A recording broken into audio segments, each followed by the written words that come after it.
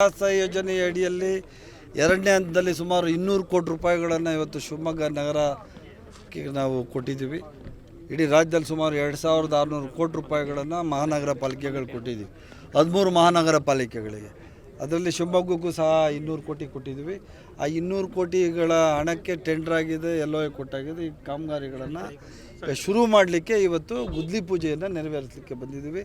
ಕಾಂಗ್ರೆಸ್ ಸರ್ಕಾರ, ಸಿದ್ದರಾಮಯ್ಯನವರ ನೇತೃತ್ವದ ಸರ್ಕಾರ, DK ಶಿವಕುಮಾರ್ ನೇತೃತ್ವದ ಸರ್ಕಾರ ಎಲ್ರಿಗೂ ಸರ್ವೇ ಜನ ಸುಖಿನೋ ಭವಂತು ಅಂತ ಒಂದು ಮನಸ್ಸನ್ನು ಇಟ್ಕೊಂಡು ಅವ್ರು ಯಾವುದೇ ಪಕ್ಷಕ್ಕೆ ಸೇರಿರಲಿ, MLA ಇರಲಿ, ಯಾರಾದರೂ ಇರಲಿ, ಆದರೆ ಈ ರಾಜ್ಯದ ಕಡೆಯ ವ್ಯಕ್ತಿ, ಈ 2 ಟೈರ್ ಸಿಟೀಸ್ ಅಂತೀವಿ, ಈ ಸಿಟಿಗಳಿಗೆ ಮೂಲಭೂತ ಸೌಲಭ್ಯಗಳಿಗೋಸ್ಕರ 2600 ಕೋಟಿ ಕೊಟ್ಟಿದ್ವಿ ರಾಜ್ಯದಲ್ಲಿ. ಅದ್ರ ಪ್ರಕಾರ ಶಿವಮೊಗ್ಗಕ್ಕೂ 200 ಕೋಟಿ ಹೇಳಿದ್ನಲ್ಲ, ಅದನ್ನು ಇವತ್ತು ಗುದ್ಲಿ ಪೂಜೆಯನ್ನು ಮಾಡ್ಲಿಕ್ಕೆ ಬಂದಿದೆ. ಸರ್, ಈಗಾಗಲೇ ಸ್ಮಾರ್ಟ್ ಸಿಟಿಯಲ್ಲಿ ಶಿವಮೊಗ್ಗಕ್ಕೆ 1000 ಕೋಟಿ ಅಷ್ಟು ಬಂದಿದೆ, ಸಾಕಷ್ಟು ಡೆವಲಪ್ಮೆಂಟ್ ಆಗಿದೆ. ಮತ್ತೆ ಫರ್ದರ್ ಫಂಡ್ ಆಗುತ್ತೆ, ಹಂಗಾರೆ ವಾಪಸ್ ಕೊಟ್ಬಿಡೋದಾ?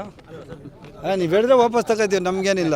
ನಿಮ್ಮ MLA ಹೇಳ್ತಾರೆ ಸ್ಮಾರ್ಟ್ ಸಿಟಿಲಿ ದುಡ್ಡೇ ಆಗಿಲ್ಲ ಅಂತ, ನೀವು ಮತ್ತೆ ಸ್ಮಾರ್ಟ್ ಸಿಟಿಲಿ ಆಗೈತೆ ಅಂತಿರಲ್ಲ. ಸ್ಮಾರ್ಟ್ ಸಿಟಿ ಕೊಟ್ಟಿದ್ದ ದುಡ್ಡು ಅರ್ಧನೂ ಆಗಿರೋದು, ಬೇಡ ಅಂದರೆ ವಾಪಸ್ ತಗೋತೀವಿ. ಭಾಳ ಸಾಕಷ್ಟು ಇನ್ಫ್ರಾಸ್ಟ್ರಕ್ಚರ್ ಆಗಿತ್ತು. ಮತ್ತೆ ಅಲ್ಲ, ಅದೇ ಹೇಳಿ, ನೀವು ಹೇಳಿ ಹಂಗಾರೆ ಸ್ಮಾರ್ಟ್ ಸಿಟಿಲಿ ಕೊಟ್ಟಿದಂಥ ದುಡ್ಡು ಎಲ್ಲ ಕರೆಕ್ಟಾಗಿ ಸದುಪಯೋಗವಾಗಿ ಇಡೀ ಶಿವಮೊಗ್ಗ ನಗರ ಎಲ್ಲ ಫೆಸಿಲಿಟೀಸ್ ಇದೆಯಾ? ಮತ್ತು ಯಾಕೆ ಕಾರ್ಪೊರೇಟರ್ಸು MLAs ಎಲ್ಲ ಇನ್ನೂ ಕೇಳ್ತಾರೆ ಅಂತ?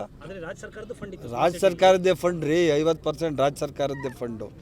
1000 ಕೋಟಿ ಒಂದು ನಗರಕ್ಕೆ ಕೊಟ್ಟಿದ್ರು, ಅದೆಲ್ಲ ಮುಗಿದೋಯ್ತು. ಅದಾಗಿ 3 ವರ್ಷ ಆಯಿತು. ಇನ್ನೂ 200 ಕೋಟಿ ಅಲ್ಲ, ಇನ್ನೂ 400 ಕೋಟಿ ಕೆಲಸ ಕೊಟ್ಟವ್ರು MLAಗಳು ಮತ್ತು ಕಾರ್ಪೊರೇಟರ್ ಲಿಸ್ಟ್ ಮಾಡಬೇಕಲ್ಲ ಕೆಲಸ. ಮತ್ತೆ ಒಂದ್ಸರಿ 1000 ಕೋಟಿ ಕೊಟ್ಬಿಟ್ರೆ ಮುಗಿದೋಯ್ತಾ ಕೆಲಸ? ಹಂಗಾದ್ರೆ ಇನ್ನೂ ಇರ್ತದೆ.